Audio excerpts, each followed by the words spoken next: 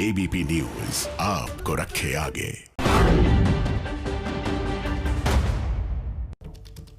ABP news देख रहे हैं आप, साथ आपके मैं हूं कुमकुम बिनवाल। कल सुभाष चंद्र बोस की जयंती थी। नेताजी की जयंती के कार्यक्रम में शामिल होने के लिए प्रधानमंत्री मोदी दिल्ली से कोलकाता गए, लेकिन मंच में ममता बनर्जी नाराज हो गई। वजह थी ममता के भाषण से पहले जय श्री राम का नारा लगना।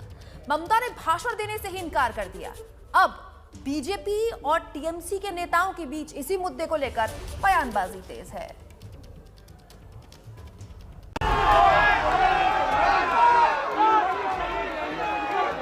मैंने तो सवाल उठाया, क्या वहाँ कोई अल्लाह अकबर बोल देता तो क्या प्रधानमंत्री सभा छोड़कर चले जाते? हम लोग धर्म को मानते हैं, लेकिन राजनीति में धर्म को पे विश्वास नहीं रखते हैं। जय श्री राम के नारे लगे। जय श्री राम हमारी संस्कृति की आत्मा है। देखिए, उनका स्टंट था, वो चाहते थे इसको पॉलिटिकल कलर देना। जय श्री राम कोई पॉलिटिकल नारा नहीं है। नेताजी की जयंती, राम के नाम पर राजनीति। किसी को आमंत्रण करके, निमंत्रित करके उसको बेइज्जत करना है, आपको शोभा नहीं देता। चढ़ाने की चाल या बिन बात का बवाल। मंच पर पीएम थे, राज्य की सीएम थी। मौका सुभाष चंद्र बोस की जयंती का था। कोलकाता के ऐतिहासिक विक्टोरिया मेमोरियल में हजारों की संख्या में दर्शक मौजूद थे। दुनिया भर में टीवी, वेबसाइट के जरिए लाखों करोड़ों दर्शक टकटकी लगाए कार्यक्रम को देख रहे थे। ममता को मंच से भाषण के लिए आमंत्रित किया जाता है, लेकिन तभी नारे लगते हैं राम के नाम के, जय श्री राम के। अब हम स्वागत करना चाहेंगे माननीय मुख्यमंत्री ममता बनर्जी का मंच पर।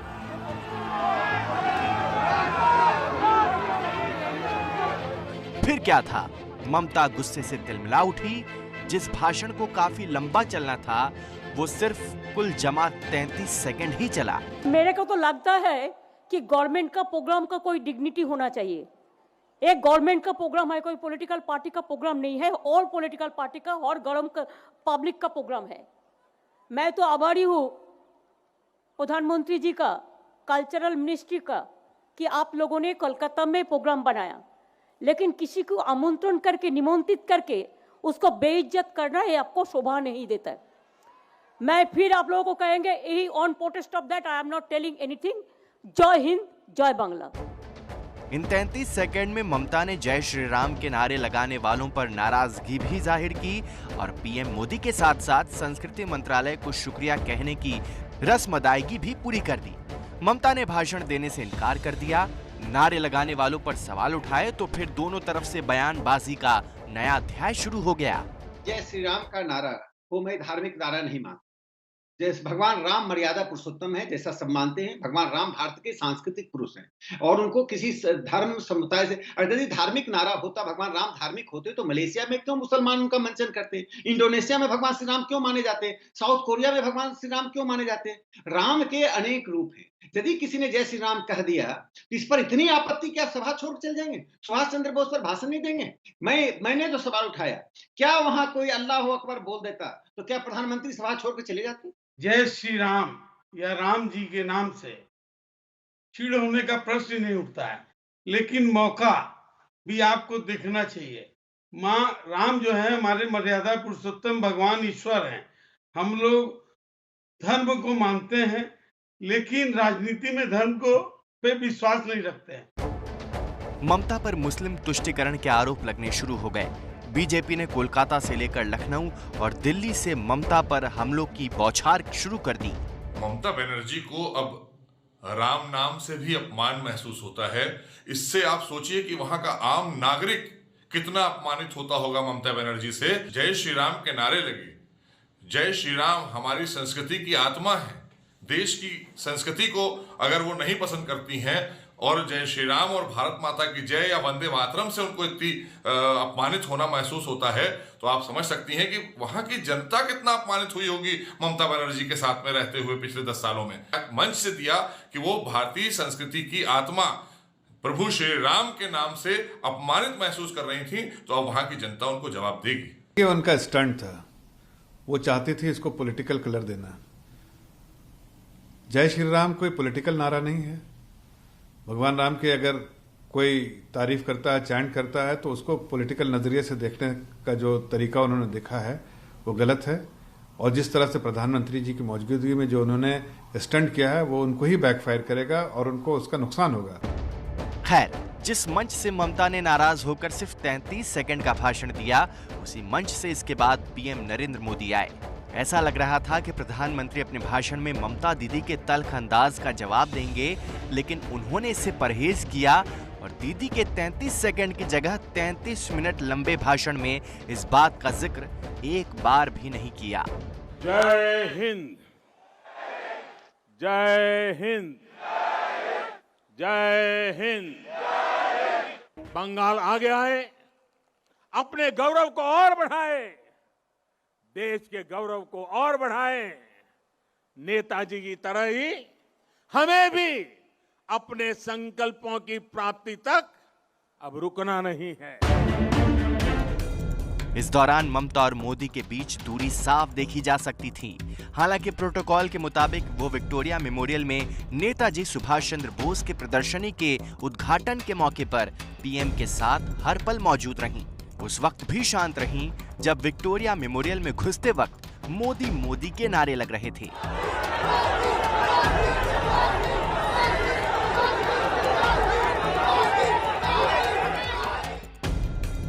लेकिन मंच पर जय श्री राम का नारा ममता को रास नहीं आया। सवाल उठते हैं कि क्या एक सरकारी कार्यक्रम में नारे लगाना ठीक है? सवाल ये भी कि क्या ममता इस नारे को छोड़ अपना भाषण पूरा कर सकती थी? बीजेपी ममता को हमेशा जय श्री राम के नारों पर घेरती आई है, उन पर मुस्लिम तुष्टीकरण का आरोप लगाती रही है। ऐसे में टीएमसी का आरोप है कि ममता को चिढ़ाने के लिए ऐसा किया गया। तो वाकई क्या ममता बनर्जी को चिढ़ाने के लिए राजनीतिक स्टंट का इस्तेमाल किया गया, या फिर ममता बनर्जी का मंच से ना बोलना भी एक राजनीतिक स्टंट था? 5 तस्वीरें लगातार आपकी टीवी स्क्रीन पर आप देख रहे हैं। इन 5 तस्वीरों के जरिए आप कल के दिन का पूरा फलसफा समझ सकते हैं। मंच पर ममता बनर्जी आई, मुख्यमंत्री होने के नाते, प्रोटोकॉल होने के नाते, लेकिन जब नारेबाजी हुई जय श्री राम की, मंच के नीचे से कुछ लोग जो कि दर्शक दीर्घा में बैठे हुए थे, उन्होंने जय श्री राम के नारे लगाए तो ममता बनर्जी नाराज हो गई। केवल रस्म अदायगी के लिए 33 सेकंड का भाषण दिया और अपना विरोध दर्ज कराते हुए आगे निकल गई। इन सब के बीच कल पूरे दिन बंगाल में नेताजी सुभाष चंद्र बोस पर खूब सियासत हुई। चुनावी साल में इस मौके को इवेंट बनाने में बीजेपी और टीएमसी दोनों पीछे नहीं है। इसमें पहले शुरुआत की ममता ने अपने रोड शो से। समर्थकों के साथ पदयात्रा निकाली, पदयात्रा से पहले शंखनाद किया, नेताजी भवन पहुंचकर उन्हें श्रद्धांजलि दी। नेताजी सुभाष चंद्र बोस की 125वीं जयंती पर पश्चिम बंगाल के सीएम ममता बनर्जी ने कोलकाता में जोरदार शक्ति प्रदर्शन किया, वो भी प्रधानमंत्री नरेंद्र मोदी के कार्यक्रम से कुछ घंटे पहले।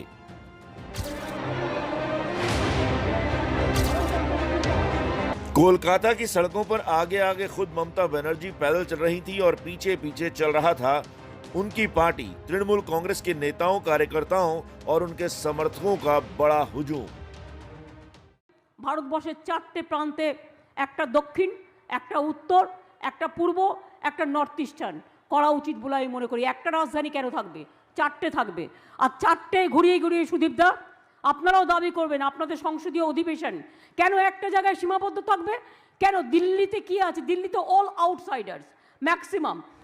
ये पदयात्रा करीब 8 किलोमीटर लंबी थी, जो कि श्याम बाजार स्थित नेताजी की प्रतिमा से धर्मतला में रेड रोड तक निकाली गई। ये पराक्रम दिवस और देश प्रेम जो दिवस, देश नायक दिवस, इसमें कौन सा नाम आपको ज्यादा पसंद है? देश प्रेम दिवस का, क्योंकि हम लोग देशभक्त थे और हम लोग दीदी का भक्त थे। सबसे बड़ा बात है जो दीदी आज का डेट में भी सबको जिंदा रखा, इसे करके सबको लेके चलता है। इसलिए हम लोग भी कोशिश कर रहे हैं सबको लेके चलने के लिए।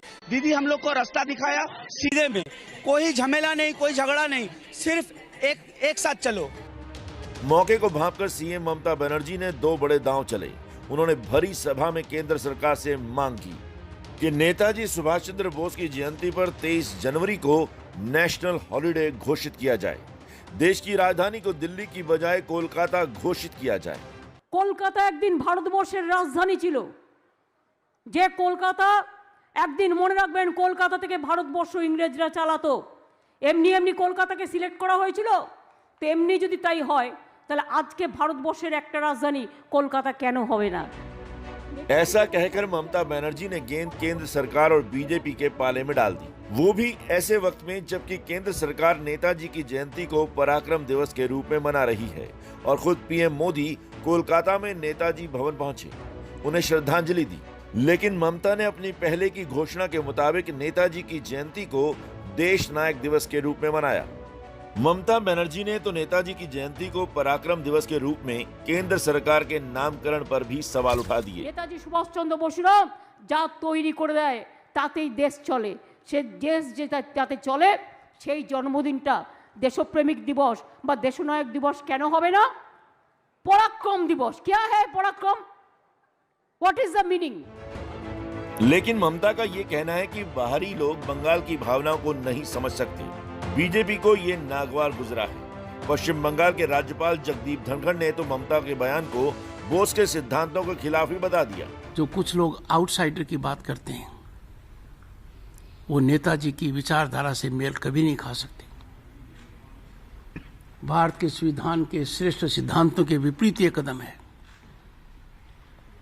मैं अनुरोध करूंगा हमें इस बात को त्यागना चाहिए। जहाँ तक लोग राजनीति की बात कर रहे हैं तो मैं उनसे पूछना चाहता हूँ कि आज़ाद हिंद फौज के 75 वर्ष पे जिस प्रकार का भव्य आयोजन देश के प्रधानमंत्री ने किया था, क्या उस वक्त कोई चुनाव थे? आज तो खैर बंगाल में चुनाव है इसलिए लोग इस प्रकार की बात कर रहे हैं। मैं उनसे पूछना चाहता हूँ कि नेताजी सुभाष चंद्र बोस के वे सब दस्तावेज जो कहीं ना कहीं बंद थे, उन दस्तावेज को सार्वजनिक करने का काम किसने किया? तो इस प्रकार की संकुचित मानसिकता से बात करके मैं समझता हूँ कि अपना खुद का व्यक्तित्व तो छोटा कर ही रहे हैं, वो एक विशाल व्यक्तित्व भी छोटा करने की कोशिश कर रहे हैं। तो कुल मिलाकर नेताजी सुभाष चंद्र बोस की 125वीं जयंती टीएमसी और बीजेपी के बीच सियासी शक्ति प्रदर्शन के अवसर के रूप में बदल गई। प्रतीकों की ये राजनीति बंगाल चुनाव में क्या गुल खिलाएगी, ये देखने वाली बात होगी। मामला केवल बीजेपी और टीएमसी के बीच नहीं रहा। अब यूपी के उन्नाव से बीजेपी सांसद और 5 ब्रांड नेता साक्षी महाराज ने दे दिया है विवादित बयान। साक्षी महाराज ये कह रहे हैं कि नेताजी सुभाष चंद्र बोस की हत्या में कांग्रेस शामिल थी। साक्षी महाराज ने कहा कि सुभाष चंद्र बोस महात्मा गांधी और जवाहरलाल नेहरू से ज्यादा लोकप्रिय होने लगे थे, इसीलिए उनकी हत्या करा दी गई। कल ही देश ने नेताजी की 125वीं जयंती मनाई और अब साक्षी महाराज ने दे दिया है ये बयान कि दरअसल अपने दौर में गांधी और नेहरू से ज्यादा लोकप्रिय हो गए थे नेताजी, इसीलिए कांग्रेस ने उनकी हत्या करवा दी। सुभाष चंद्र बोस को समय से पहले मौत के गाल में भेज दिया था। मेरा आरोप है कांग्रेस ने ही सुभाष चंद्र बोस की हत्या कराई थी और केवल इसलिए उनकी लोकप्रियता के आगे पंडित नेहरू तो कहीं ठहरते ही नहीं थे, महात्मा गांधी जी भी नहीं ठहरते थे। कुल जमा बात यह है कि कल सुभाष चंद्र बोस की 125वीं जयंती पर बंगाल में सियासत हो रही है, अब भी होगी, लेकिन कोलकाता से 1600 किलोमीटर दूर बीजेपी सांसद का नेताजी पर यह बयान अब वायरल हो गया है। क्या है पूरा मामला, समझिए हमारी इस रिपोर्ट में। नेताजी चंद्रशेखर बोस की हम जयंती मना रहे हैं। जी हाँ, सही सुना आपने, चंद्रशेखर आजाद और चंद्रशेखर बोस। पहले चंद्रशेखर आजाद बोला, फिर गलती का एहसास भी हुआ, सुधार करने की कोशिश की, लेकिन फिर आधा ही सही बोल पाए। नेताजी चंद्रशेखर बोस की हम जयंती मना रहे हैं। ये इंदौर से बीजेपी सांसद शंकर लालवानी का बयान है। मौका था 23 जनवरी को नेताजी सुभाष चंद्र बोस की जयंती का। बीजेपी पूरे देश में नेताजी जयंती को पराक्रम दिवस के रूप में मना रही थी। इंदौर में भी माननीय सांसद महोदय कार्यक्रम में पहुंचे। सांसद महोदय जी ने पहले माल्यार्पण किया, शीश झुकाया और बच्चों के बीच लड्डू बांटे। उसके बाद सांसद साहब का संबोधन शुरू हुआ। नेताजी के फराटेदार तारीफ करते करते उनका नाम ही भूल बैठे। इसमें आजाद हिंद फौज की रचना की और उन्होंने सैनिकों को इकट्ठा किया जो भारत में अंग्रेजों को छक्के छोड़ा दिए। ऐसे नेताजी चंद्रशेखर बोस की हम जयंती मना रहे हैं। नेताजी सुभाष चंद्र बोस की जयंती पर उनके अधूरे ज्ञान से अब वो निशाने पर हैं। वंदे तो सुभाष चंद्र बोस के नाम पर एक बार बंगाल में राजनीति तेज है, लेकिन इन सब के बीच एक पार्टी के नेता हैं जो उनका नाम भी ठीक से नहीं बोल पा रहे। इन सब के बीच शामिक भट्टाचार्य नेता बंगाल हमारे साथ जुड़ गए हैं टीएमसी से, माफ कीजिएगा बीजेपी से शामिक भट्टाचार्य हमारे साथ जुड़ गए हैं। शामिक जी, ममता बनर्जी ने कल यही कहकर 33 सेकंड का अपना भाषण खत्म किया कि सरकारी कार्यक्रम है, सरकारी कार्यक्रम में जय श्री राम का कोई औचित्य नहीं है।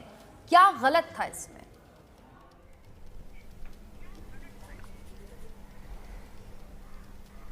देखिए, भारतीय जनता पार्टी का वो कार्यक्रम नहीं था, कार्यक्रम भारत सरकार का था। भारत सरकार के कार्यक्रम में अगर जितना लोग इकट्ठे हुए, अगर उसमें से कोई भी जय श्री राम बोल दिया तो उसका जिम्मेदारी बीजेपी का नहीं है। ये एक स्पॉन्टेनियस नारा था उस समय।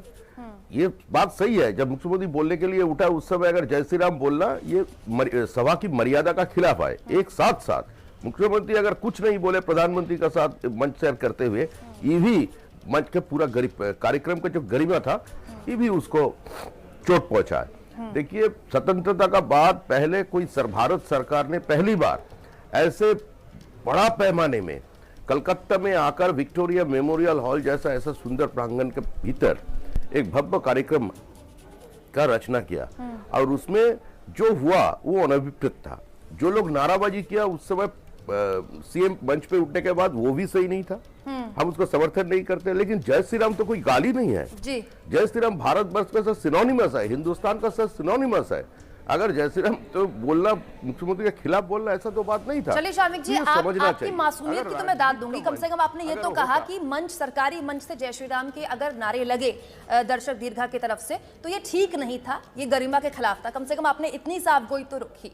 शामिक जी, आपने भी कहा ठीक है, सरकारी कार्यक्रम था, नारेबाजी इस तरह की नहीं होनी चाहिए थी, लेकिन अगर हो भी गई तो ममता बनर्जी को आगे प्रोटोकॉल के तहत भाषण जारी रखना चाहिए था। इसको इस तरह से क्यों ना लिया जाए भट्टाचार्य साहब कि 1 महीने पहले तक जो बीजेपी बंगाल अस्मिता के नाम पर जोर शोर से बंगाल में चुनावी युद्ध छिड़े हुए थी, वो अब राम के नाम पर आ गई। मतलब कि आप मानते हैं कि बंगाल अस्मिता के नाम पर आप कहीं ना कहीं ममता बनर्जी से पीछे हैं? देखिए, बंगाल अस्मिता का कोई बात नहीं है। बंगाली लोग ये प्रोविंशियलिज्म का जो राजनीति है, प्रादेशिकता का जो राजनीति है, इस राजनीति को से सहमत नहीं है।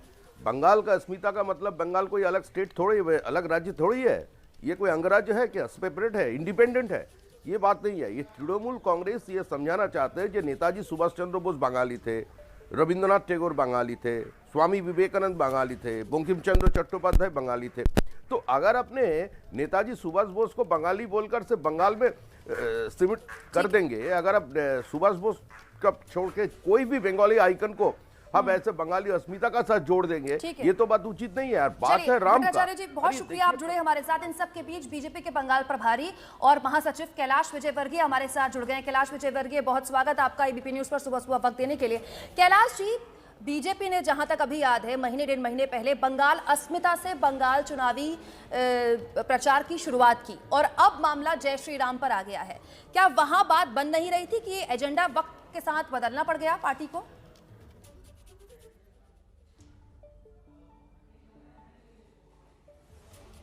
पार्टी का कोई एजेंडा नहीं, पार्टी का एजेंडा है विकास, डेवलपमेंट, सोनार बंगला बनाना, भ्रष्टाचार समाप्त करना, सिंडिकेट राज समाप्त करना। प्रदेश में जिस प्रकार कोयले की तस्करी हो रही है, जिस प्रकार गोल्ड तस्करी हो रही है, जिस प्रकार गोरू तस्करी हो रही है, उसको समाप्त करना। बंगाल के अंदर जिस प्रकार एजुकेशन, क्वालिटी एजुकेशन समाप्त हो गया, अच्छा एजुकेशन लाना। बंगाल में इंडस्ट्रियलाइजेशन करना, बेरोजगार नौजवानों को रोजगार देना। बंगाल के अंदर महिलाओं की अस्मिताओं की रक्षा करना, ये हमारा एजेंडा है। और इसलिए हमारा एजेंडा बिल्कुल क्लियर है। जय श्री राम यह एक सिंबॉलिक है, लोग सम्मान से एक दूसरे को अभिवादन करते हैं, और ये तो कोई खास बात नहीं हुई। यदि मोदी जी वहां पर आए और मोदी जी मोदी मोदी मोदी और जय श्री राम और भारत माता की जय के नारे लगे, तो मोदी जी ने तो अपना अपमान महसूस नहीं किया। हमारे पर्यटन मंत्री, संस्कृति मंत्री प्रहलाद पटेल जी जैसे ही मंच पर आए, लोगों ने जय श्री राम और भारत माता की जय बोला, उन्होंने तो अपमान महसूस नहीं किया। और ममता जी के खड़े होने पर जब जय श्री राम और भारत माता की जय बोला गया, तो इससे उनका अपमान कैसे हुआ? मैं आपसे भी पूछना चाहता हूँ और आपके दर्शकों से भी, क्या इस देश में जय श्री राम बोलना, इस देश के अंदर भारत माता की जय बोलने से किसी का अपमान होता है क्या? नहीं, आप दो चीजें मिक्स कर रहे हैं कैलाश जी। क्या भारत माता की जय और जय श्री राम दोनों एक तरह जैसे नारे हैं? दोनों एक ही नारा है क्या? दोनों को आप एक ही तराजू में तोल रहे हैं?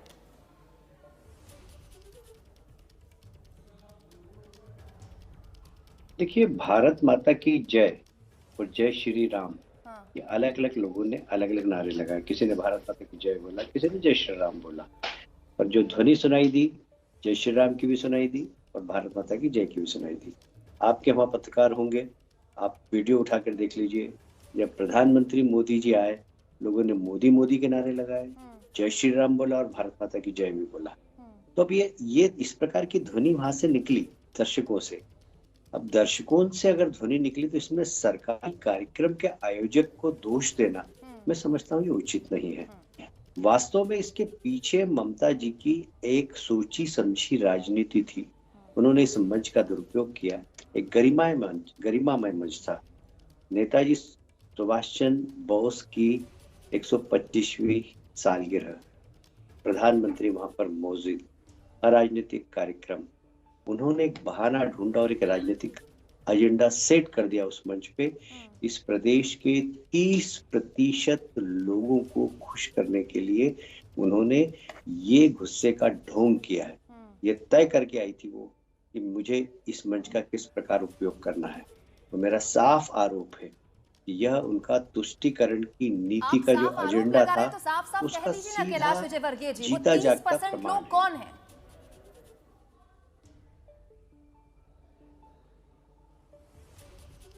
मैंने बता दिया ना, अल्पसंख्यक। सारा देश जानता है कि पश्चिम बंगाल में घुसपैठिए हैं और उनकी संख्या जब देश आजाद हुआ था, जब 17% थी, धीरे धीरे घुसपैठिए आते गए, आज 30% हो गई।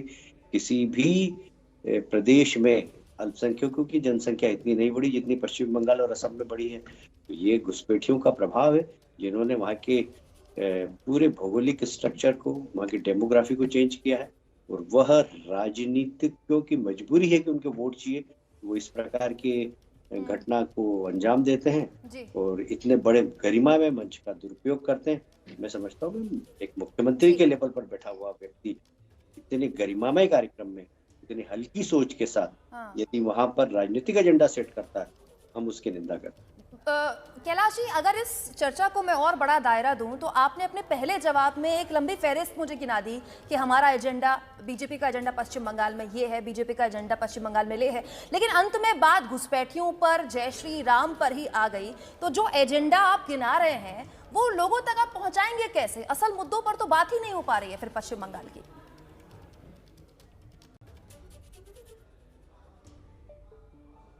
नहीं, असल मुद्दों पे बात होती है, पर दुर्भाग्य है कि मीडिया वही विषय उठाता है जो इस प्रकार की चर्चा हो, जिसको लोग सुने।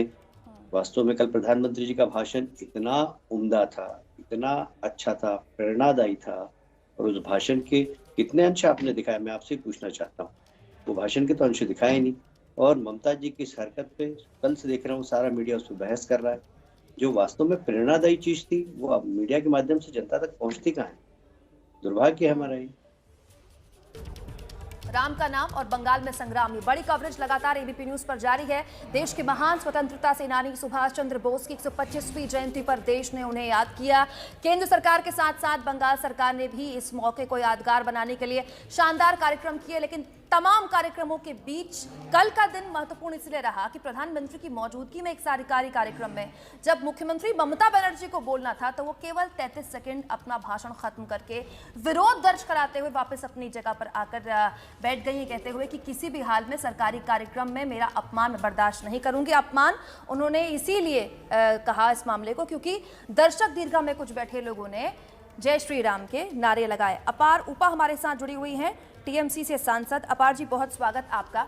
लगातार बीजेपी ये कह रही है कि जय श्री राम के नारे से किसी का भी इस देश में अपमान कैसे हो सकता है, चाहे वो प्रधानमंत्री हो या मुख्यमंत्री हो। क्या आपके पास वाकई में इस बयान की कोई ऐसी दलील है जिसे आप तार्किक तौर पर कह पाए कि हाँ? चलिए, हमारे साथ अपार उपा जुड़ेंगी, उनसे हम बात करेंगे इस पूरे मामले में। कुल मिलाकर अब बीजेपी लगातार ये सवाल उठा रही है ममता बनर्जी पर कि एक सरकारी कार्यक्रम में अगर दर्शक दीर्घा में बैठे कुछ लोगों ने अपनी श्रद्धा से जय श्री राम के नारे लगा दिए तो इसके लिए बीजेपी जिम्मेदार कैसे हो सकती है? दर्शक दीर्घा में बैठे तमाम लोग अलग अलग विचारधारा के हो सकते हैं। वो किसी पार्टी का कार्यक्रम नहीं था, वो एक सरकारी कार्यक्रम था। वहां हर तरह के नारे लगे, वहां जय श्री राम के अलावा जय हिंद के नारे भी नहीं लगे, भारत माता की जय के भी नारे लगे। लेकिन ममता बनर्जी ने यह कहते हुए, विरोध दर्शाते हुए भाषण देने से इनकार कर दिया कि ये मेरा अपमान है कि सरकारी कार्यक्रम में आप किसी को बुलाते हैं और उसके बाद उसका अनादर करते हैं। 4 तस्वीरें लगातार आपकी टीवी स्क्रीन पर मंच पर ममता आए, नारेबाजी हुई तो ममता बनर्जी नाराज हो गई। बीजेपी ने कहा है कि दरअसल ये ममता बनर्जी की सालों से आ रही तुष्टीकरण की राजनीति का ही एक नजरिया है, एक नजीर है। टीएमसी ने भी इस पर सवाल उठाए हैं कि हमें जय श्री राम से आपत्ति नहीं, लेकिन सरकारी कार्यक्रम से इस भाषण पर हमें आपत्ति है। बीजेपी के बंगाल प्रभारी और महासचिव कैलाश विजयवर्गीय लगातार एबीपी न्यूज के साथ जुड़े हुए हैं। कैलाश जी, ममता बनर्जी को जानबूझकर चिढ़ाने के लिए क्या ये सब किया जा रहा है?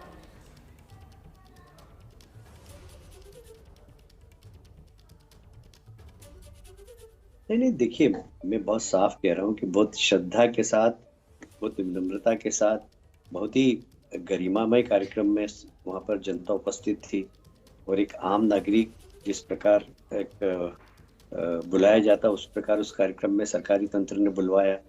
और पीछे से नारे लगाने वाले लोग कौन थे, किस किस प्रकार के नारे लगे, अलग अलग प्रकार के नारों की आवाज आई, जय हिंद की आवाज आई, भारत माता की जय की आवाज आई, जय श्री राम की आवाज आई।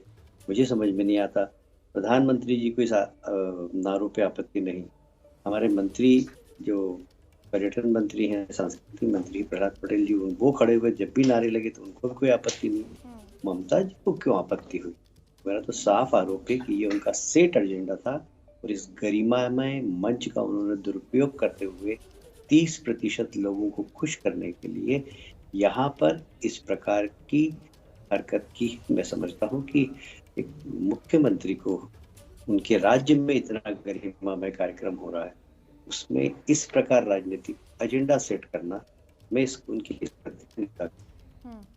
कैलाश जी, आपकी राजनीतिक विचारधारा से इतर भारत के एक नागरिक के तौर पर अगर मैं आपसे कहूं, ये सवाल पूछूं कि आधुनिक भारत के इतिहास में सुभाष चंद्र बोस एक ऐसा चेहरा है जो सर्वधर्म समभाव के सबसे बड़े आइकॉन माने गए हैं, उनकी सभा में, उनके सरकारी कार्यक्रम की सभा में जय श्री राम के नारे लगना क्या सही है? आपकी निजी राय।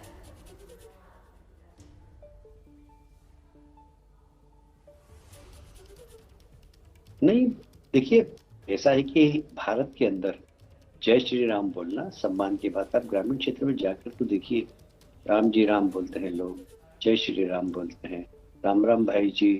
ये राम हमारे यहाँ अभिवादन का बहुत बड़ा शब्द है और लोग अभिवादन करते हैं इससे।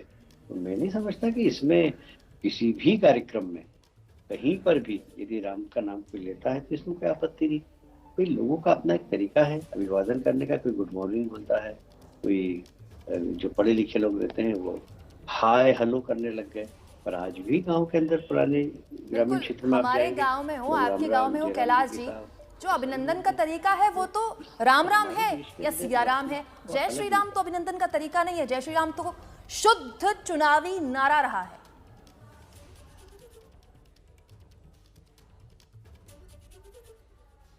ये आप लोग मानते होंगे, हम नहीं मानते इसको। जय श्री राम लोगों के अभिवादन का तरीका भी है और हम तो जय श्री राम बोलकर ही अभिवादन करते। कई बार हमसे करते हैं जय श्री राम, हम भी जय श्री राम बोलते हैं। तो अभी मैं सिलीगुड़ी उतरा हूँ, वहां पर जय श्री राम के नारे लगे, मैंने भी जय श्री राम बोला सबको। तो मैं नहीं समझता कि इस पर कोई आपत्ति होना चाहिए। बिल्कुल। इन सब के बीच उपराष्ट्रपति ने भी कल एक महत्वपूर्ण बात कही है कैलाश विजयवर्गीय जी। उपराष्ट्रपति ने कहा है कि भारत माता की जय, वंदे मातरम, ये नारे राष्ट्रवाद नहीं है। राष्ट्रवाद भारत के लोग हैं, उनके नागरिक हैं। इत्तेफाक रखते हैं इस बात से?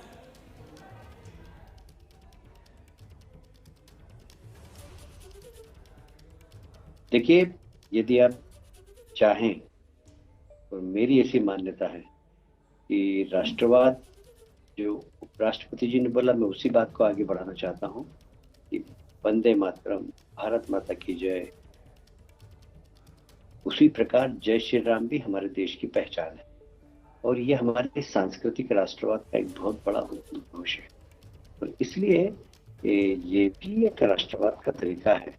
तो पाकिस्तान के लोग तो जय श्री राम बोलते नहीं, अमेरिका के लोग तो जय श्री राम बोलते नहीं, और भारत के लोग बोलते हैं।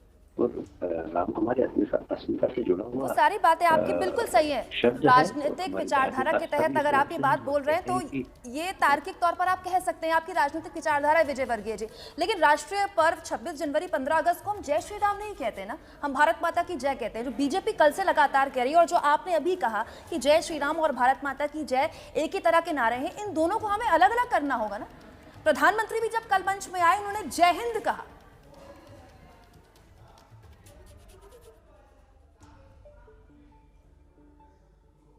मैं वही बात को फिर रिपीट करना चाहता हूँ कि शासकीय कार्यक्रम से कोई जय श्री राम का नारा नहीं लगा।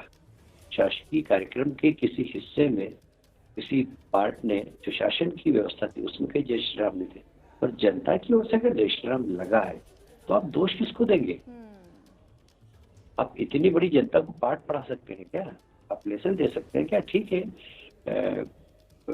एक शासकीय कार्यक्रम में कम से कम अगर किसी ने नारा लगाया तो उसको हम समझा सकते हैं, पर आप उस पर आपत्ति लें, आप उस पर उस गरिमा में कार्यक्रम की गरिमा समाप्त करें, मैं समझता हूँ ये तो बिल्कुल भी उचित नहीं है। और इसको फिर राजनीतिक फायदा उठाने के लिए इस मंच का उपयोग करें, ये तो और भी ज्यादा शर्मनाक।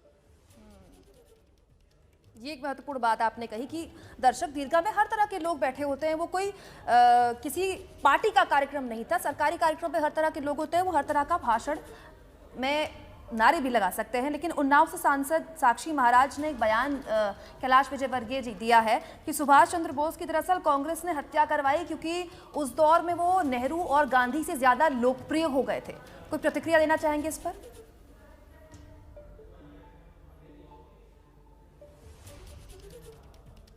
देखिए, साक्षी महाराज जी की ये निजी राय है, पर इस प्रकार की चर्चा सुनाई जरूर देती है। साक्षी महाराज ने कहा इसलिए नहीं, हम भी जब घूमते हैं बंगाल में तो लोग कहते हैं कि एक समय था कि ये बात तो इतिहास में दस्तावेज के अंदर है कि उनकी कभी भी पंडित जवाहरलाल नेहरू से नहीं पटी, कभी उनकी महात्मा गांधी से नहीं पटी, और इसलिए कांग्रेस में एक अलग प्रकार का उनका, कांग्रेस में होते हुए भी कांग्रेस में विपक्ष के नेता की तरह देखे जाते थे। ये बात तो सही है कि उस समय की लीडरशिप उनको पसंद नहीं करती थी, ये तो बिल्कुल इतिहास के अंदर साफ लिखा हुआ है, पर उनकी हत्या के लिए कोई जिम्मेदार है, इसको मैं उससे सहमत प्रदान नहीं करता, और ये चर्चा जरूर है समाज के अंदर।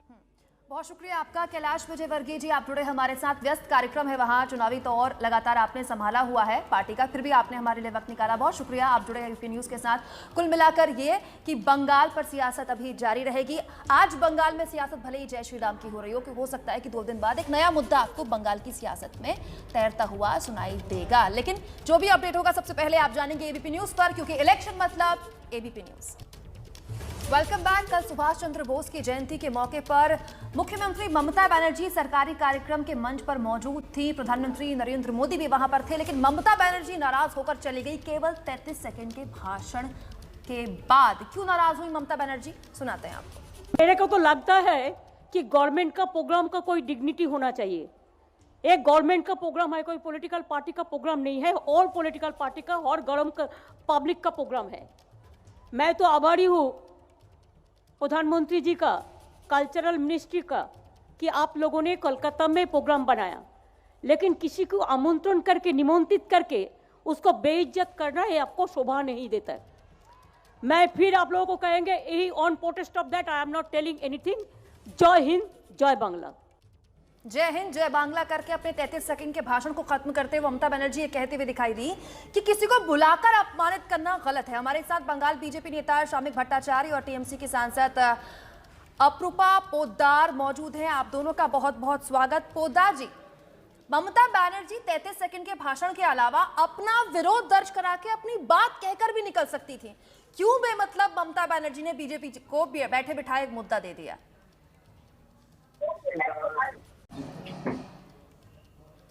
हेलो जी, आपकी आवाज आ रही है? हाँ, कल जो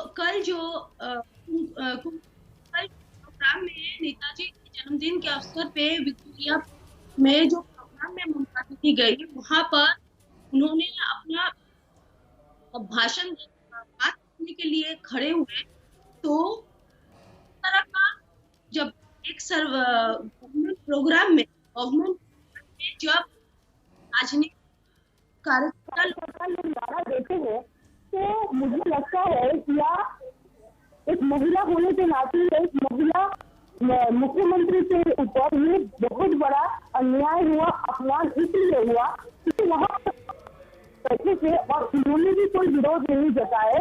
और अपूर्वा पोद्दार जी, आप खुद सांसद हैं, कई सरकारी गैर सरकारी मंचों पर जाती होंगी। दर्शक जो होता है वो हर तरह का दर्शक होता है। क्या दर्शक को आप बाध्य कर सकते हैं कि आपको ये बोलना है और नहीं बोलना है? इसका जवाब तैयार रखिएगा, मैं आऊंगी आपके पास। और आपकी आवाज भी साफ नहीं आ रही, कोई तकनीकी दिक्कत है, अपनी तरफ से ठीक करवा लीजिएगा वो दिक्कत। शौमिक भट्टाचार्य जी जवाब दीजिए पोद्दार जी का। हेलो, देखिए बात यह है, मुख्यमंत्री जय श्री राम का शब्द के साथ कंफर्टेबल नहीं है। आप भारतवर्ष और श्री राम को अलग नहीं कर सकते। It's a land of pluralism and what is the meaning of Jai Shri Ram? Shri शब्द का अर्थ प्रॉस्पेरिटी, समृद्धि, and Ram stands for values, समृद्धि और मूल्यों का जय हो, यही जय श्री राम का अर्थ है। क्या ये पाप है बोलना? ये कोई गाली है? मुख्यमंत्री बोल रहे हैं जो सरकारी मंच पे राजनीतिकरण हो गया, तो देश का प्रधानमंत्री का पूरा भाषण उठा के देख लीजिए आप, एक भी राजनीतिक बात उन्होंने किया? वो क्या ममता बनर्जी के स्टैंड को क्रिटिसाइज किया? वो कर सकते थे, उसका बस अपॉर्चुनिटीज थे, लेकिन प्रधानमंत्री जी प्रधानमंत्री की तरफ बातें करते हुए चले गए। इतना बड़ा मंच को सम्मानित करते हुए, जनता को सम्मानित करते हुए ममता बनर्जी जी उन्हें पूछे। हम दूसरा बात उठाते हैं, ममता जी बोल रहे हैं सरकारी कार्यक्रम का गरिमा होना चाहिए। नवान्नों में बैठकर मुख्यमंत्री regular being a chief minister ही openly criticising our prime minister and home minister, नाम लेकर बीजेपी का नाम बोलता है। पूरा पश्चिम बंगाल के जिले में चले जाइए, मुख्यमंत्री पहुंचते उधर एडमिनिस्ट्रेटिव मीटिंग करने के लिए, तो उसमें भी खड़ा होकर वो पार्टी का बात बोलते हैं, बीजेपी को गाली गलौज करते हैं, प्रधानमंत्री का।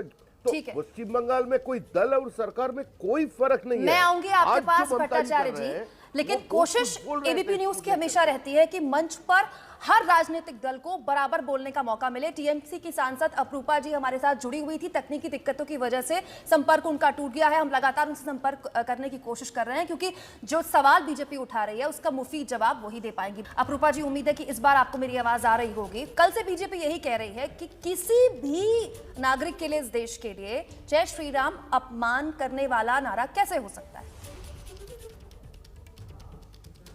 नहीं, देखिए, ये एक सरकारी प्रोग्राम था, यहाँ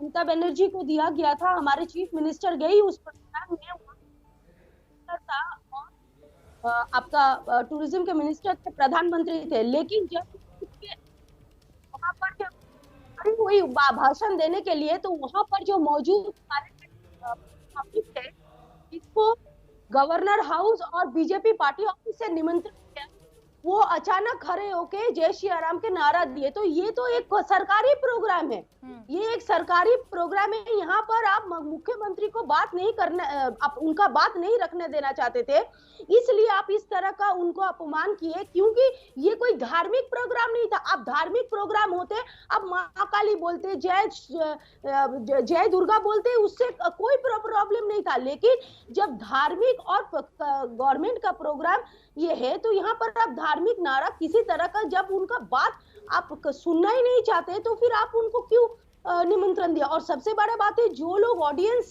में थे, उसमें से भी कुछ लोग कह रहे थे कि आप लोग मुख्यमंत्री का बात सुनिए। इवन जो एंकर था, एंकर ने भी ये बात कहा कि आप लोग मुख्यमंत्री को बोलने दीजिए। तो इस तरह का कल्चर, जब नेताजी के जन्मदिन के दिन में इस तरह का बीजेपी के कार्यकर्ता लोग या इस तरह का व्यवहार करेंगे, तो ये बंगाल के पब्लिक सोचेंगे। और बंगाल के पब्लिक को कल का दिन जो है बहुत खराब लगा कि एक सरकारी प्रोग्राम के टाइम में आपने धार्मिक कोई नारा दिया, क्योंकि बंगाल में माँ काली को सबसे ज्यादा पूजा जाता है, तो आपने माँ काली का नारा क्यों नहीं दिया? हमारा कहने का मतलब है, हिंदुओं के काफी बहुत देव देवी है, तो आपने सिर्फ जय श्री राम का नारा क्यों चूज किया? और सबसे बड़ा बात है कि एक मुख्यमंत्री ममता बनर्जी वो महिला मुख्यमंत्री है जिन्होंने 34 साल संघर्ष करके सीपीएम का जो ये था घाटी था उसको हटा के जब बंगाल में शांति का और अमन का एक सरकार प्रतिष्ठित किया। ये महिला के ऊपर ये लोग हमेशा टारगेट करते हैं, लेकिन एक बात जान लीजिए कि बंगाल के मुख्यमंत्री ममता बनर्जी और नहीं और एक तो बात जो एक सांसद उन्नाव के एक सांसद साक्षी महाराज जी कहते हैं कि नेताजी का खून किसने कराया, तो ये दूसरी दिशा मत दीजिए डिबेट को। बहुत शुक्रिया, आप जुड़े हमारे साथ। माफ कीजिएगा, वक्त की कमी है इसलिए आपको रोकना पड़ रहा है। आपकी बात ठीक है, आप ये कह रही हैं कि नारा गलत नहीं है, लेकिन मौके की नजाकत को समझकर नारा लगना चाहिए था।